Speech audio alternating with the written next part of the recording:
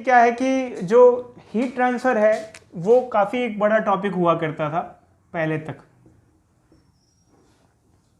But अब syllabus में रिकैपिटुलेशंस only लिखा हुआ है। मतलब इसका मतलब क्या है कि सिर्फ समराइजेशन करना है, क्योंकि पहले जब हम हीट ट्रांसफ़र की बात करते हैं तो जब हम छोटी क्लास में थे तो हम 3 मोड ऑफ हीट ट्रांसफ़र पढ़ते थे, कंडक्शन, कन्वेक्शन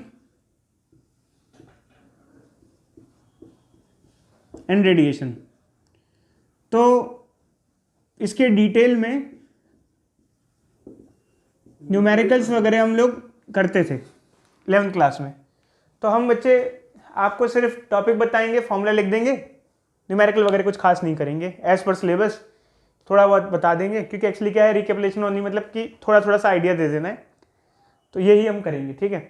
बाकी यह है कि फॉर्मूला दे देंगे तो फॉर्मूला अगर आप थोड़ा लगाओगे तो आप आंसर भी निकाल सकते हो, कभी क्वेश्चन करना हो तो। चलो अच्छे स्टार्ट करते हैं। जैसे हम बात करते हैं मोड ऑफ हीट ट्रांसफ़र की, तो हीट ट्रांसफ़र क्या होता है? हीट का एक जगह से दूसरी जगह जाना हीट ट्रांसफ़र कहलाता है। हीट एक एनर्जी होती है बच्चों, और ये बहुत इंपॉर्टेंट चीज़ है हीट ट्रांसफ़र का प्रोसेस। क्यों? क्योंकि जब हमें सर्दी लग रही होती है तो हम आग लगाते हैं लकड़ियों में और बैठ जाते हैं आग सेकने के लिए। मान लो नैतिक ने लकड़ी में आग लगाई और आग सेकने के लिए बैठ गया। बताओ नैतिक बच्चे, आप लोगों को थोड़ा बहुत कंडक्शन, कन्वेक्शन, रेडिएशन का तो आइडिया होगा। आपको हीट किस तरीके से मिलती है जब आप लकड़ी के आसपास बैठते हो? जैसे मान लो ये लकड़ी पे आग लगा दी नैतिक ने और ये बैठ गया, आग के अंदर वो थोड़ी बैठे, तो उसकी रेडिएशन में आएगा जो ऐसे ऐसे हाथ सेक रहा है, तो बच्चे बताओ उसको हीट कैसे मिलती है? रेडिएशन से मिलती है। Yes sir. देखो बच्चे, हम आपको पहले इसके बारे में बताते हैं, फिर आपको बताते हैं कि हीट किस तरीके से उसको हीट मिलती होगी। देखो बच्चे, जब हम कंडक्शन की बात करते हैं तो सबसे पहले हम एग्जांपल डिस्कस करते हैं कि अगर मान लो फ्राई पैन में मैं कुछ सामान बना रहा हूँ, मैगी वैगी बना रहा हूँ मान लो, और मैं फ्राई पैन का मेटल का पार्ट छू लूँ तो मुझे गर्मी लगती है, क्योंकि फ्राई पैन में जो हीट ट्रांसफर हो रहा है कंडक्शन से हो रहा है। कंडक्शन क्या होता है? जैसे आमतौर पर मेटल की बॉडीज होती हैं, उसमें जो हीट ट्रांसफर होता है एक जगह से दूसरी जगह, वो कंडक्शन के थ्रू होता है। कंडक्शन में होता क्या है बच्चों? कंडक्शन में हीट ट्रांसफर कैसे होता है थोड़ा सा बता देते हैं आपको। देखो बच्चे, जैसे ये है हमारे पास, ये मोमबत्ती से बच्चे मैगी भाई बना लेंगे हम तो अलग ही लेवल पे हैं बच्चे, ठीक है। मान लो ये मेटल की कोई रॉड है, अगर आप यहाँ पे कैंडल रख दो तो यहाँ अगर आप हीट कर रहे हो तो, और ये मेटल की है, तो यहाँ आप हीट फील करोगे। क्यों? क्योंकि यहाँ से हीट यहाँ से यहाँ ट्रांसफर होगी, मेटल के थ्रू पास होगी। इस तरीके से जो हीट ट्रांसफर होती है इसे कहते हैं कंडक्शन। इसमें होता क्या है बच्चे? हीट किसके थ्रू जाती है? हाँ, अगर हम यहाँ हीट करेंगे तो यहाँ से यहाँ हीट ट्रांसफर होगी। हीट जब ट्रांसफर होती है तो हमेशा हाई टेम्परेचर से लो टेम्परेचर की तरफ हीट ट्रांसफर होती है। और एक्चुअली क्या है, हीट ट्रांसफर यहाँ से यहाँ हो क्यों रही है? क्योंकि जब हम यहाँ हीट करेंगे तो यहाँ के मॉलिक्यूल वाइब्रेशन करने चालू हो जाएंगे। जब ये वाले मॉलिक्यूल वाइब्रेट करेंगे तो अगले वाले मॉलिक्यूल को वाइब्रेट कराएंगे, फिर ये वाले अगले। तो एक्चुअली हीट जो होता है वो मॉलिक्यूलर वाइब्रेशंस की फॉर्म में और मोशन ऑफ इलेक्ट्रॉन की फॉर्म में ट्रांसफर होती है। क्या कहते हैं? In form of molecular vibrations and motion of electrons. Electrons का मोशन होता है, मॉलिक्यूलर वाइब्रेशन होती है, वो आगे ट्रांसफर होती जाती है। जैसे मान लो लाइन लगी हुई है, एक बंदे ने एक को धक्का दिया, दूसरा भी गिर गया, तीसरा भी गिर गया, गिरते गए तो एक तरीके से एनर्जी ट्रांसफर हो गई ना। मैंने आपको धक्का दिया, आपसे वो धक्का आगे चला गया, एनर्जी ट्रांसफर हो रही है। सेम इस तरीके से ही एनर्जी ट्रांसफर हो रही है, इसे कहते हैं प्रोसेस ऑफ कंडक्शन। मैं थोड़ा बच्चों के लेवल पे नहीं समझा रहा हूँ, क्योंकि मुझे पता है कि कुछ चीज़ें तो आपने 9th क्लास में भी कंडक्शन, कन्वेक्शन, रेडिएशन में पढ़ी होगी। बस हम आपको थोड़ा सा रिवाइज करा देते हैं। दूसरा, हम आपको कुछ इंपॉर्टेंट चीज़ें बता देते हैं जो कि आपके जानने के लिए भी फिलहाल ज़्यादा ज़रूरी है। तो कंडक्शन में जो हीट ट्रांसफर होता है वो ऐसे होता है। तो कंडक्शन मेनली सॉलिड्स के केस में देखा जाता है, मेटल्स वगैरह जैसे हो गया। सॉलिड्स के केस में जो हीट ट्रांसफर हो रहा है कंडक्शन के थ्रू हो रहा है। कंडक्शन में एक खास बात होती है, जैसे मान लो ये मेटल है, मेटल रॉड को हीट कर रहे हैं, तो इसमें जिनके थ्रू हीट ट्रांसफ़र हो रहा है, ये जो पार्टिकल्स हैं, ये क्या रहेंगे, हमेशा रेस्ट पे रहेंगे। पार्टिकल अपनी पोजीशन छोड़ेंगे नहीं, भले वाइब्रेट करेंगे। जैसे मान लो ये आयरन है, आयरन की रॉड है, तो आयरन की रॉड को हम गर्म कर रहे हैं, तो आयरन के मॉलिक्यूल वाइब्रेट करेंगे, बट अपनी जगह छोड़ के एक जगह से दूसरी जगह नहीं जाएंगे, उसी जगह रहेंगे। तो ये कंडक्शन का एक इंपॉर्टेंट नियम होता है। कंडक्शन की अगर हम बात करें तो उसके लिए मीडियम रिक्वायर्ड होता है, मीडियम इज रिक्वायर्ड। यहाँ पर मीडियम क्या है बताना हीट ट्रांसफर का इस केस में? Metal rod. ये जो मेटल रॉड है इसके कुछ भी हो सकता है, बट मीडियम चाहिए होता है इन केस ऑफ कंडक्शन। अगर हम कंडक्शन की बात करें बच्चे, तो ऑल दो हम एक छोटा सा फॉर्मूला बता देते हैं आपको। मान लो तो जैसे मान लो हम यहाँ से हीट दे रहे हैं रॉड को, यहाँ टेम्परेचर है T1, यहाँ टेम्परेचर है T2। इधर देखो अच्छे से, इन दोनों का जो डिफरेंस है, मतलब ये हायर होगा ये लोअर होगा, T1 माइनस T2, ये डेल्टा T। मान लो इस रॉड की लेंथ है L, ठीक है। तो देखो अच्छा, जब हम लोग हीट ट्रांसफर की बात करते हैं तो एक टर्म यूज़ करते हैं delta Q by delta T। इसका मतलब होता है कितनी हीट कितने टाइम में गई। मतलब देखो हीट ट्रांसफर होना अच्छी बात है, बट फास्ट करना है या स्लो करना है ये डिपेंड करता है। जैसे मान लो मेरे को कुछ मैगी पकानी है, तो बहुत कम आँच पे पकाऊंगा तो पक जाएगी, बहुत कम आँच पे पकाऊंगा तो पक जाएगी, बहुत देर लग जाएगी, बहुत टाइम लग जाएगा। तो हम क्या करेंगे, ठीक ठाक उसको फ्लेम बढ़ा देंगे ताकि हीट ट्रांसफर रेट क्या हो, फास्ट हो, फास्ट हीट मिले। तो ये जो डेल्टा Q होता है, डेल्टा Q हीट के लिए यूज़ करते हैं, और डेल्टा T किसके यूज़ करते हैं, टाइम के लिए। और delta Q by delta T क्या होता है, rate of heat transfer. Rate of heat transfer क्या रिप्रेजेंट करता है बच्चे, ये बताते हैं कितनी फास्ट हीट ट्रांसफर हो रही है। अगर delta Q by delta T ज़्यादा है तो fast rate of heat transfer क्या है, ज़्यादा है, और delta Q by delta T कम है तो rate of heat transfer slow है, स्लो हीट ट्रांसफर हो रही है। इसका फॉर्मूला होता है KA delta T by L इस रॉड के लिए। अब आप पूछोगे क्या क्या है, तो बच्चे इस रॉड में यहाँ से हम हीट कर रहे हैं, ये हीट कितनी जल्दी यहाँ पहुँचेगी, कितनी फास्ट ट्रांसफर होगी, ये डिपेंड करता है टेम्परेचर डिफरेंस पे। अगर टेम्परेचर डिफरेंस ज़्यादा होगा तो फास्ट होगा। एरिया ऑफ क्रॉस सेक्शन पे, किस पे, एरिया ऑफ क्रॉस सेक्शन पे, लेंथ ऑफ रॉड पे, ये अच्छे डिपेंड करता है। क्यों करता है इसका कोई कारण एक्चुअली हम नहीं बता सकते, ये फॉर्मूला है, मतलब करता है।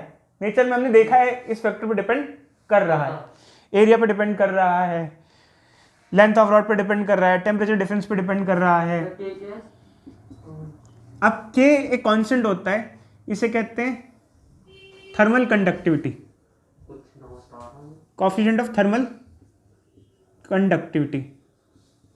देखो इससे एक्चुअली क्या होता है, मान लो मैंने यहाँ एक रॉड ली, आयरन की रॉड ली, कॉपर की रॉड ली, क्या दोनों same rate of heat transfer देंगे, अलग अलग देंगे? अलग अलग होगा, क्योंकि दोनों का नेचर क्या है, अलग अलग है।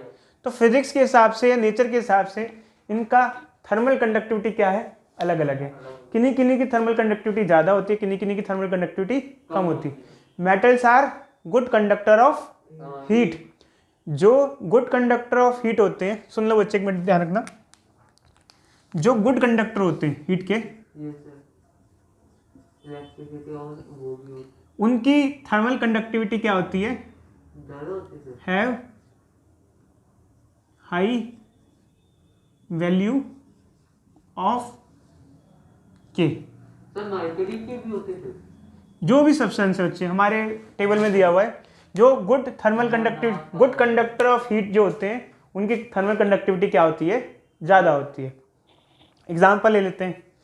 अच्छा बच्चे बताओ, वुड का थर्मल कंडक्टिविटी ज़्यादा होगा कम होगा? कम होगा, क्योंकि वो गुड कंडक्टर नहीं होता, बैड कंडक्टर होता है। जिसका थर्मल कंडक्टिविटी, मतलब जो गुड कंडक्टर होता है, उसका के क्या होता है, ज़्यादा होता है।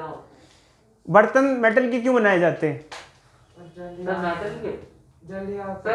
जल्दी हीट ट्रांसफर करेंगे, फास्ट हीट ट्रांसफर करेंगे, कुछ ऐसा। देखो बच्चे, हम लोग को कन्वेक्शन और रेडिएशन और पढ़ना है, तो सबसे पहले अब हम कन्वेक्शन स्टार्ट कर रहे हैं। देखो बच्चे, काफ़ी कुछ चीज़ें हमने 9th क्लास में भी इसके बारे में पढ़ लिया था, बट थोड़ा सा हम डिटेल में पढ़ेंगे। कंडक्शन फर्स्ट मोड था जो हमने देखा था, तो उसका एक एग्जाम्पल था, जैसे मान लो आप मैगी बना रहे हो पतीले पे, तो मैगी में जो हीट हम दे रहे हैं एक साइड से, तो हीट आगे ट्रांसफर हो रही है, तो वो कंडक्शन मेथड से हो रही है। मेटल के अंदर, कन्वेक्शन के अंदर और कंडक्शन के अंदर एक फ़र्क होता है। कंडक्शन जो होता है वो मेनली सॉलिड बॉडीज़ में देखा जाता है, जबकि कन्वेक्शन जो होता है वो फ्लूइड्स में देखा जाता है। फ्लूइड्स मतलब जो चीज़ें फ्लो कर सकती हैं। एग्जाम्पल, क्या क्या चीज़ें फ्लो करती हैं? फ्लो कौन कौन सी चीज़ें करती हैं? लिक्विड और गैसेस।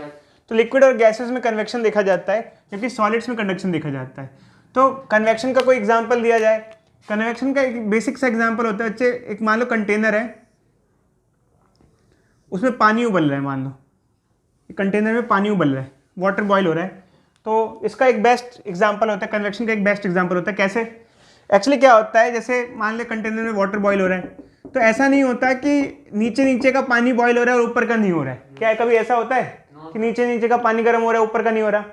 ऐसा क्यों होता है कि नीचे ऊपर दोनों पानी, ऊपर सब साइड का पानी गर्म हो जाता है? क्यों? किसकी वजह से? नहीं, और कोई कारण बताओ, कोई बच्चा एक्सप्लेन करेगा? जैसे मान लो मैं एक कंटेनर में वाटर रखता हूँ और वाटर को गर्म करता हूँ, तो पूरा पानी गर्म हो जाता है। क्या, क्यों?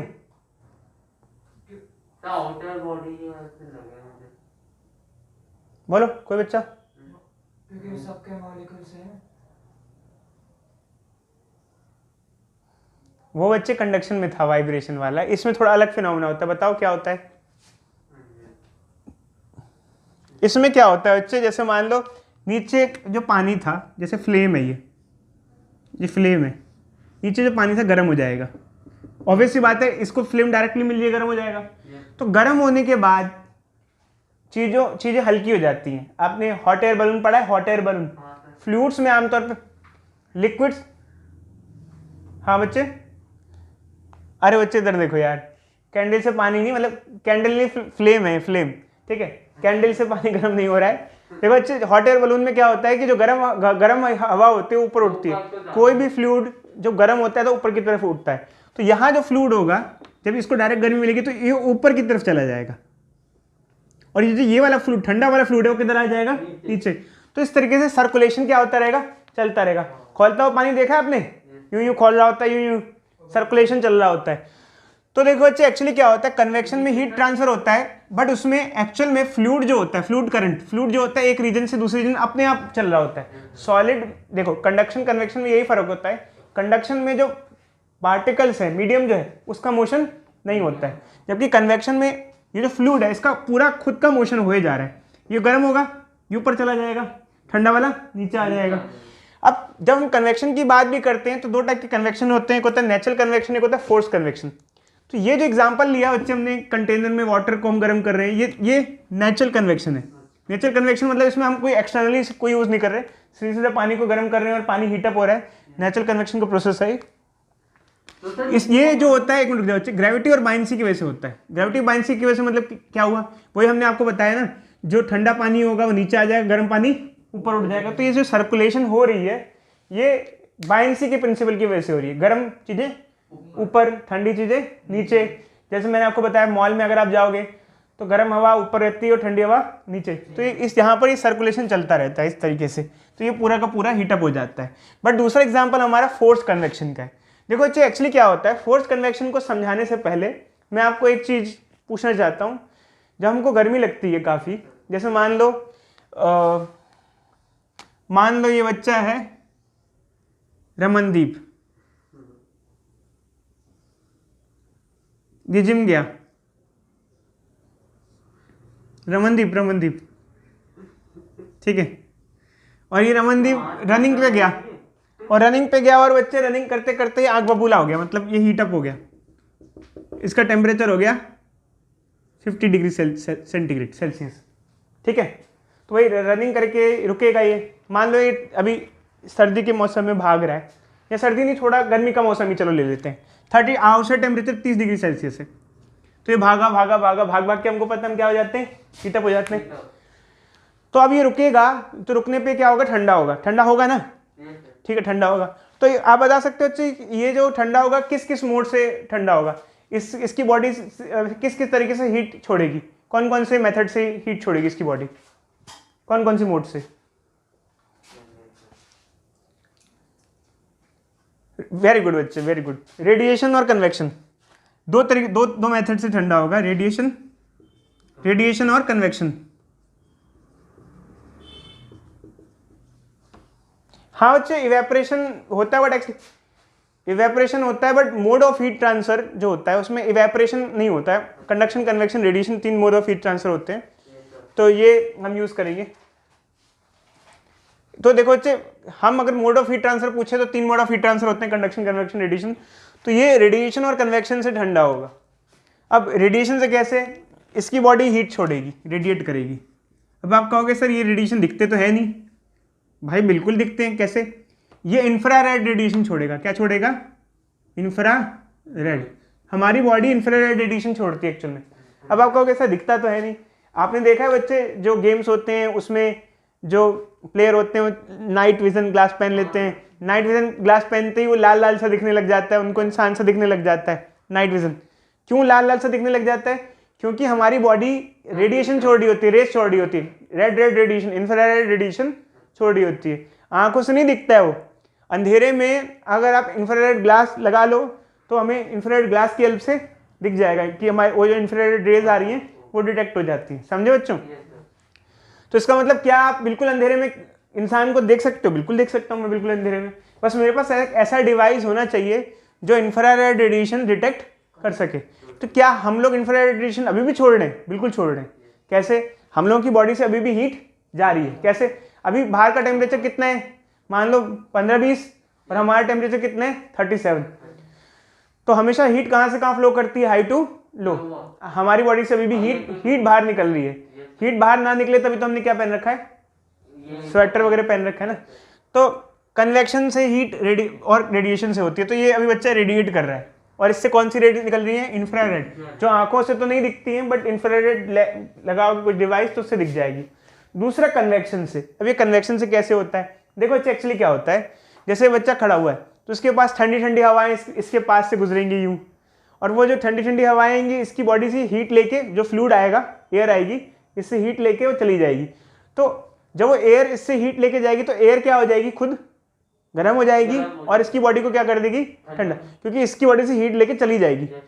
अब एक्चुअल में क्या होता है, इसको बहुत ज़्यादा गर्मी लगी है मान लो, तो वो सिंपली एयर नहीं, वो पंखा भी ऑन कर देगा। पंखा ऑन कर देगा तो पंखा ऑन करने से ऐसी क्या खास बात हो कि ये जल्दी ठंडा हो जाएगा? बताओ क्यों? पंखा ऑन करने से ऐसी क्या खास बात होगी कि ये जल्दी ठंडा हो जाएगा? वो हवा चलने लगती है ना। उस अरे बच्चे, हवा हिंदी में तो हमको भी पता है, हवा चलेगी ठंडा जल्दी हो जाएगा।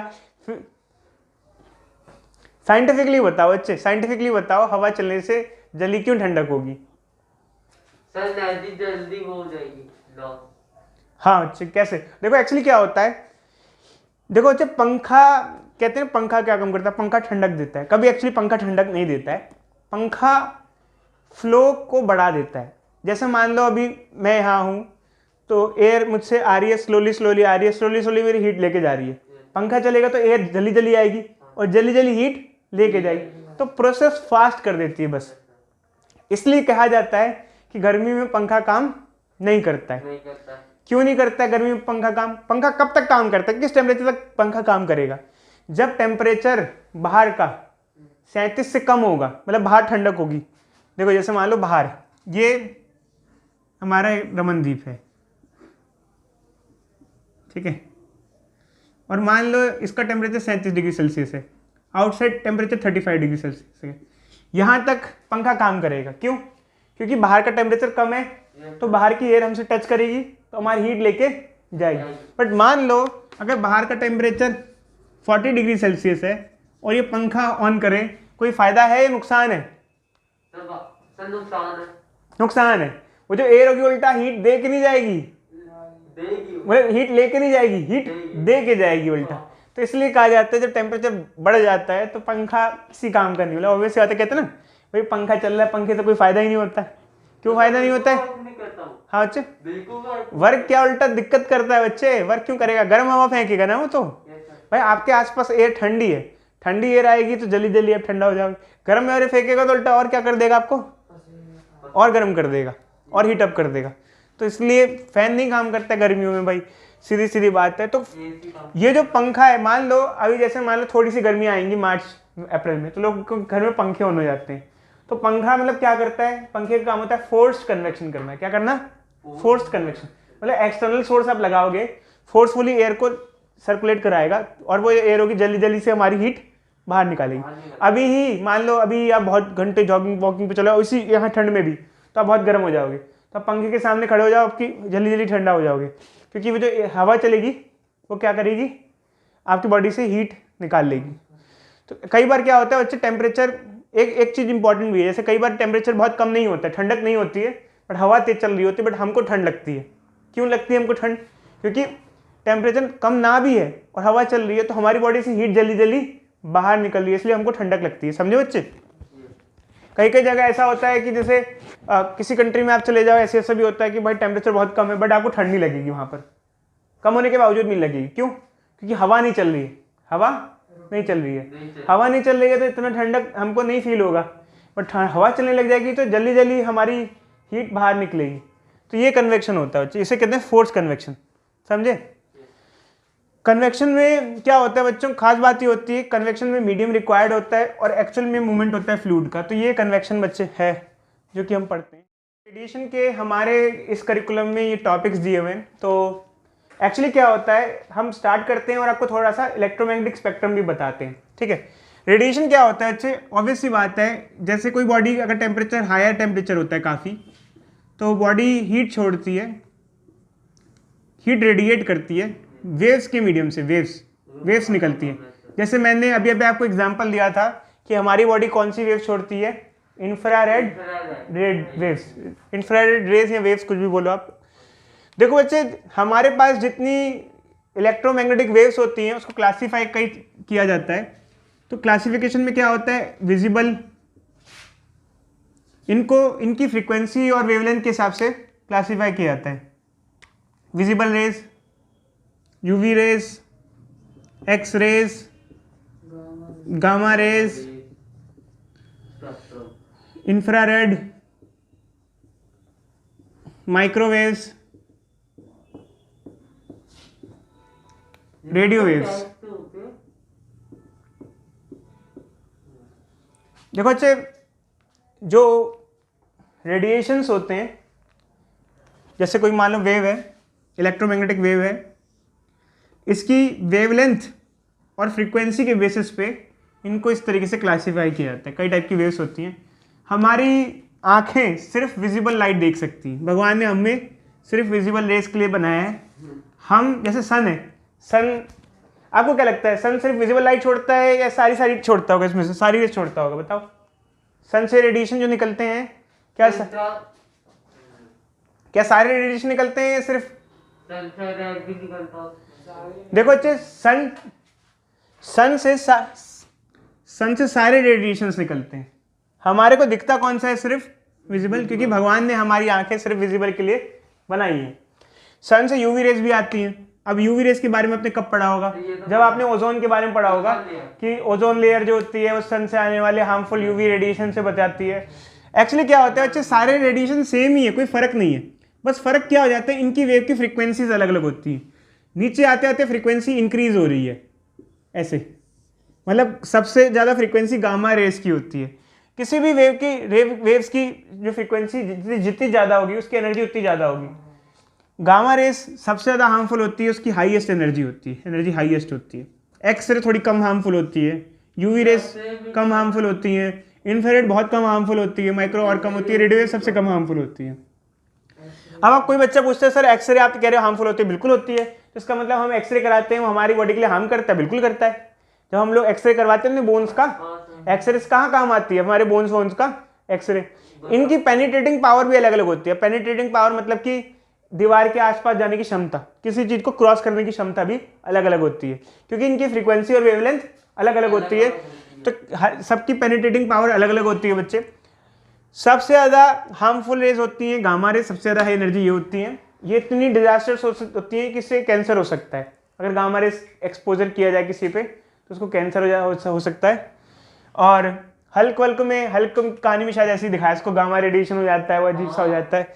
एक्स रेज भी हार्मफुल होती हैं। जो हम लोग अपना एक्सरे करवाते हैं, क्या वो सच में हार्मफुल होता है? बिल्कुल। ज़्यादा ऐसा भी बोला जाता है ज़्यादा एक्सरेज नहीं कराना चाहिए ज़्यादा एक्सरेज। यूवी रेज भी हमारे लिए हार्मफुल होती हैं। यूवी रेस हमारे लिए हार्मफुल होती हैं, और यूवी रेस हमारे लिए भी हार्मफुल होती हैं और जर्म्स के लिए भी हार्मफुल होती हैं। आपने सुना होगा आजकल एडवर्टाइजमेंट आता है कैंट आरओ, यूवी रेस से प्योरीफाई करे आपका पानी। Kent RO, Hema Malini advertisement करती है ना, उसको कैंट आरओ लगाएं, यूवी रेस से प्योरीफिकेशन ऐसे लिखा होता है। विजिबल लाइट हम लोग देख सकते हैं। इंफ्रारेड रेडिएशंस कम एनर्जी की रेडिएशंस होती हैं। इंफ्रारेड रेडिएशंस टीवी के रिमोट्स वगैरह में यूज होती है। रिमोट में जो एलईडी बल्ब होता है, एसी के रिमोट में जो एलईडी बल्ब होता है, वो इंफ्रारेड रेडिएशन से सिग्नल भेजता है। उसमें जो मैं भी जब बचपन में छोटा था, जब छोटा था तो मैं सोचता था कि यार ये जो टीवी के रिमोट में एलईडी जलती तो है नहीं, एक्चुअल में जलती है। फोन के कैमरे से लगा के देखना, उसमें आपको दिखेगी, सेंस कर। माइक्रोवेव ओवन वगैरह में यूज होती है और रेडियो वेव कम्युनिकेशन में यूज होती है। तो कई बार लोग कहते हैं कि मोबाइल फ़ोन से हार्मफुल रेडिएशन निकलते हैं, कुछ नहीं बच्चे। हाँ, जो हमारा मोबाइल फ़ोन होता है वो रेडियो वेव्स में काम करता है और रेडियो वेव बहुत कम हार्मफुल होती है, तो हमें रेडियो वेव से कोई भी हार्म नहीं है। इंफ्रारेड किसी से नहीं है बच्चा में। विजिबल से नीचे कोई हार्मफुल नहीं है। हम विजिबल तक तो झेल ही रहे हैं ना। देखो, सबसे कम एनर्जी ये वाली, उससे एनर्जी ज़्यादा एनर्जी है, उससे ज़्यादा एनर्जी है, उससे ज़्यादा एनर्जी है। इतना तो हम झेल ही सकते हैं ना, भगवान ने हमको बनाया है। इससे ज़्यादा एनर्जी के लिए हमको नहीं बनाया। हम इतना भी झेल सकते हैं बट ज़्यादा देर तक नहीं झेल सकते। ज़्यादा देर झेलोगे तो दिक्कत हो जाएगी। ज़्यादा देर तक एक्सपोजर नहीं ले सकते। ज़्यादा देर तक ले सकते हो, ऐसा कहते हैं यूवी रेस से एकदम से नहीं हो जाएगा कि यूवी रेस आ गई किसी को कुछ भी हो जाएगा। ज़्यादा देर तक नहीं बियर कर सकते हो। ऐसा नहीं है कि एकदम से हमारी बॉडी को कुछ, अभी भी ओजोन लेयर के बावजूद भी यूवी रेस आती हैं अर्थ पर, समझे नहीं समझे? तो देखो बच्चे, एक्चुअली क्या है कि ये सब रेडिएशन से आप लोगों ने पढ़ा होगा। अब इसमें खास बात ये है कि बच्चे थोड़ी सी चीज़ें बताने की जरूरी है। सन से जो ज़्यादातर रेज आती हैं, सन सारी रेज छोड़ सकता है, सन से सारी रेज आती हैं, वो तो शुक्र है। जितनी भी ज़्यादा हाई, जितनी ये वाली रेज होती हैं उसको वो रुक जाती हैं। अच्छी बात है भगवान की दुआ से, क्योंकि अगर ये रेज नहीं रुकती तो हमारे लिए बहुत हार्मफुल हो जाती। बट ये है कि सन सबसे ज़्यादा जो रेडिएशन छोड़ता है वो इंफ्रारेड छोड़ता है सबसे ज़्यादा।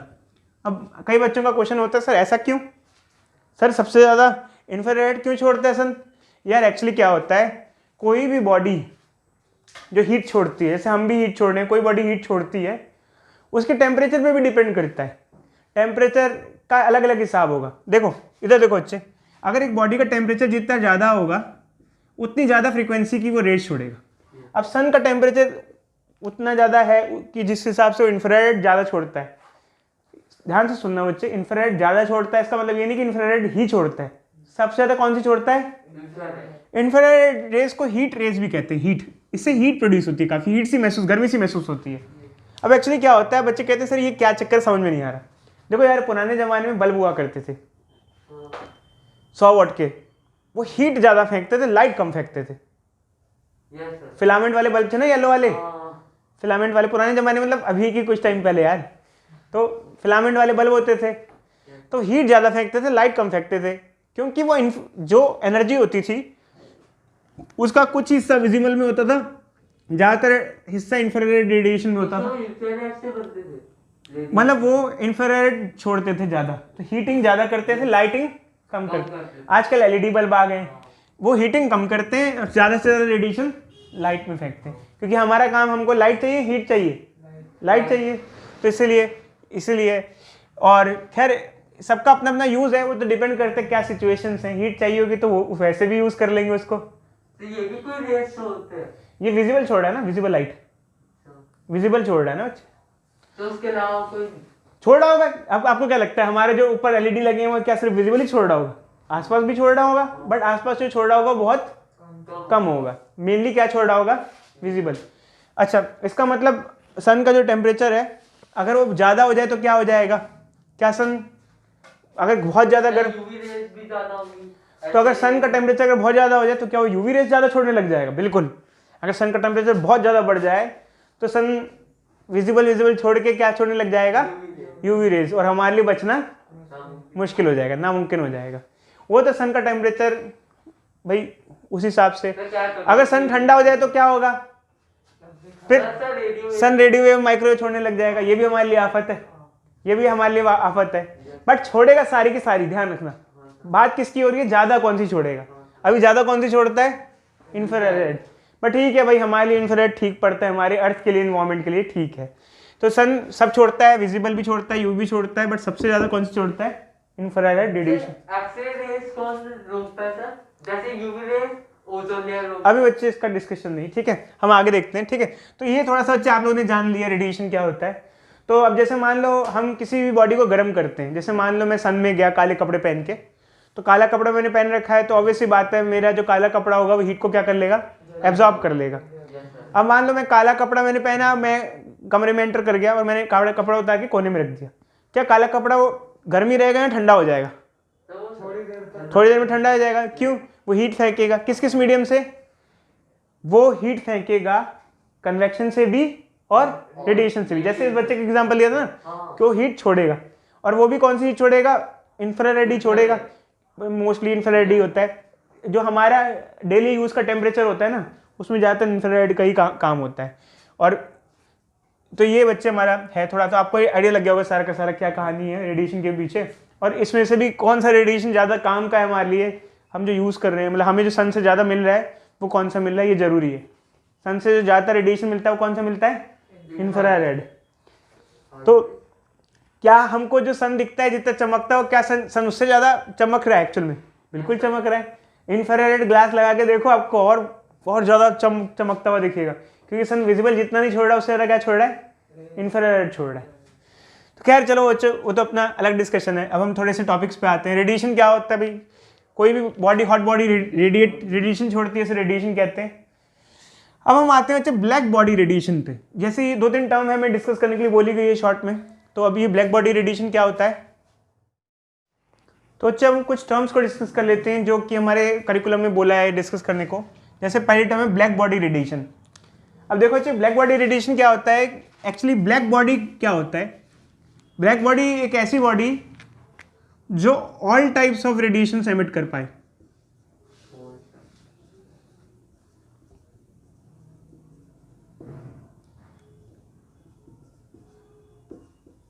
जैसे सन को भी आप काइंड ऑफ ब्लैक बॉडी बोल सकते हो। कैसे? जैसे सन आपको पता है, मैंने बताया कि सारे रेडिएशन छोड़ता है, बट कोई कम छोड़ता है, कोई ज़्यादा, तो ब्लैक बॉडी। ऑल दो बच्चे हमारे को बहुत कम डिस्कशन के लिए बोला गया, तो हम ज़्यादा डिस्कशन करेंगे भी नहीं।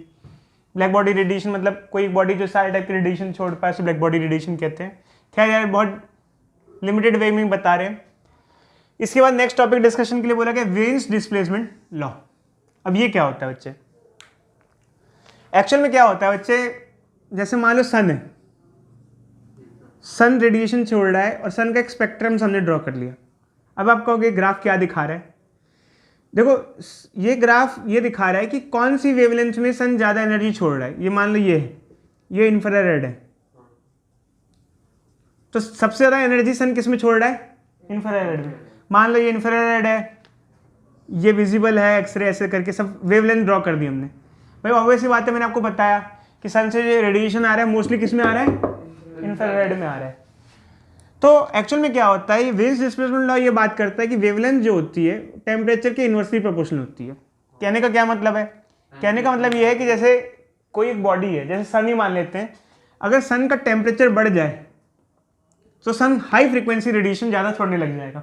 मतलब सन अभी ज़्यादातर क्या छोड़ता है? इंफ्रारेड। बाद में क्या छोड़ेगा? ज़्यादातर विजिबल। और बढ़ जाए तो ज़्यादातर क्या छोड़ेगा? यूवी। अब देखो अच्छा एक्चुअली क्या होता है, जब हम 9th क्लास पढ़ते हैं तो हम frequency into wavelength velocity of wave पढ़ते हैं, और 9th क्लास में हम ये पढ़ते हैं कि जो फ्रीक्वेंसी होता है, और माना अगर ये कांस्टेंट है, तो जो फ्रीक्वेंसी होता है और वेवलेंथ होता है एक दूसरे का रेसिप्रोकल इन्वर्सली प्रोपोर्शनल होता है। तो जैसे मान लो अब यहाँ पर है कि अगर टेम्परेचर बढ़ा तो हाई फ्रीक्वेंसी छोड़ेगा, फ्रीक्वेंसी बढ़ जाएगी तो वेवलेंथ क्या हो जाएगी? घट जाएगी, घट जाएगी। जैसे मान लो एक एग्जांपल लेते हैं, सन है, सन का आपने टेम्परेचर बढ़ाया तो सन पहले ज़्यादातर इंफ्रारेड छोड़ता था, विजिबल ये मान लो और बढ़ा दिया, यूवी छोड़ने लग गया।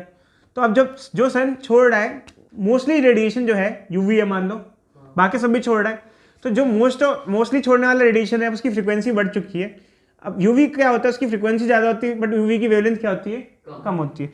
तो ये बता रहे हैं कि टेम्परेचर बढ़ेगा तो वेवलेंथ क्या हो जाएगी? घट जाएगी। इसे कहते हैं वेन्स डिस्प्लेसमेंट लॉ। समझे बच्चे या नहीं समझे? भाई आप ज़्यादा हीट करोगे तो फिर वो उस टाइप की रेडिएशन ज़्यादा छोड़ेगा, ज़्यादा टेम्परेचर बढ़ा दोगे तो, समझे या नहीं समझे? कम टेम्परेचर कर दोगे तो उस टाइप की रेडिएशन ज़्यादा छोड़ेगा, रेंज ज़्यादा हो जाएगी। तो उस हिसाब से तो जो टाइप की वो वेवलेंथ या फ्रीक्वेंसी छोड़ेगा वो चेंज हो जाएगी। समझे या नहीं समझे बात बच्चे? अब खैर ये ग्राफ में डिस्कशन ज़्यादा डीप में नहीं कर रहा है क्योंकि इतना डीप में टॉपिक है नहीं, बस सीधे सीधे तो मतलब आप समझ ही गए होगे बच्चे कि सन आज जितना टेम्परेचर कैरी करता है, अगर सन का टेम्परेचर और बढ़ जाए और आप पूछोगे कि क्या क्या ऐसा स्टार्स होते हैं? बिल्कुल होते हैं बच्चे। सन तो ठंडा स्टार है, ठंडा स्टार पता है, ठंडा मतलब सन का टेम्परेचर इतना हाई नहीं है। सन से कम टेम्परेचर वाले स्टार भी होते हैं और सन से ज़्यादा टेम्परेचर वाले भी स्टार होते हैं। अगर मान लो कोई स्टार है जिसका टेम्परेचर सन से ज़्यादा है, और है बहुत सारे स्टार ऐसे हैं जिसका टेम्परेचर सन से ज़्यादा है, तो कौन सी रेट? बहुत है बच्चे, बहुत है। तो मान लो ऑब्वियस सी बात है, मैं आपको बता दूंगा नाम, उनका नाम भी होता है बाकायदा। तो मान लो वो स्टार है, वो बहुत ज़्यादा टेम्परेचर उसका हाई है, तो जैसे सन इंफ्रारेड ज़्यादा छोड़ता है तो वो क्या ज़्यादातर क्या छोड़ता होगा? यूवी। बट हमारे लिए अच्छा बात है हमारा सन है, क्योंकि हमारे लिए सन की जगह अगर वो स्टार होता तो हमारी लाइफ पॉसिबल नहीं थी, हम तो जी नहीं पाते, ओजोन इतना थोड़ी बचा लेती। तभी तो बाकी प्लैनेट में कुछ प्लैनेट में लाइफ नहीं है, तभी तो कई गैलेक्सीज पे सब कुछ होने के बावजूद भी लाइफ पॉसिबल नहीं है, क्योंकि उसके लिए बहुत सारी मिशन, तो प्लैनेट भी होना चाहिए, वाटर भी होना चाहिए, फिर उनका जो सन है वो भी वैसा होना चाहिए, स्टार भी ऐसा होना चाहिए, बहुत सारी लिमिटेशंस होती है बच्चे। तो ये बच्चे कहानी है वीन्स डिस्प्लेसमेंट लॉ की। फिर एक लॉ है स्टीफन्स लॉ। स्टीफन्स लॉ बच्चे ये बताता है कि जैसे कोई बॉडी है, जैसे एक बॉडी है, इसका टेम्परेचर T है, तो ये जो है ये हीट रेडिएट करेगा, हीट छोड़ेगा। समझ में आ रहा है बच्चे? आसपास जैसे मान लो कोई गर्म बॉडी है, वो उसको आप रख दोगे तो हीट छोड़ेगा, रेडिएट करेगा, तो उसमें जो एनर्जी रेडिएशन होगा पर सेकेंड, एनर्जी पर सेकेंड, वो डायरेक्टली प्रोपोर्शनल होगा टेम्परेचर की पावर 4 पे। जितना ज़्यादा इसका टेम्परेचर होगा उतना ही ज़्यादा वो रेडिएशन छोड़ेगा, टेम्परेचर की पावर 4 पे। अब ध्यान रखना बच्चे, यहाँ जो टेम्परेचर्स होते हैं, ये जो T और ये T है, फिलहाल जो हम रेडिएशन में जो टेम्परेचर पढ़ते हैं, मैं फिर से रिपीट कर रहा हूँ, रेडिएशन में जो टेम्परेचर होते हैं वो सेल्सियस में नहीं लिए जाते, वो किस में लिए जाते हैं? केल्विन में। वो थर्मोडायनेमिक टेम्परेचर होते हैं, ध्यान रखना। बट अब मैं फिर से कह रहा हूँ कि हमारे करिकुलम में इतना है नहीं न्यूमेरिकल वगैरह, तो हम इसके न्यूमेरिकल वगैरह कुछ करेंगे नहीं, न्यूमेरिकल वगैरह कुछ नहीं, क्योंकि सिर्फ रिकैपुलेशंस लिखा है बच्चे, तो हम उतना डिस्कस नहीं करेंगे। तो अगर हम इसका पूरा फॉर्मूला लिख दें तो एरिया पे भी डिपेंड करती है, और कुल मिला के फॉर्मूला हो जाता है सिग्मा ए टी की पावर 4। तो एक बॉडी हीट एनर्जी पर सेकेंड जो छोड़ रही है, एनर्जी पर सेकेंड जो रेडिएट कर रही है, ये डिपेंड करता है उसके एरिया पे, टेम्परेचर ऑफ बॉडी पे, और ये जो होता है इसे कहते हैं स्टीफन्स कांस्टेंट पे। तो भाई न्यूमेरिकल वगैरह का पार्ट तो हम डिस्कस कर नहीं रहे, ये फॉर्मूला बच्चे, और टेम्परेचर की पावर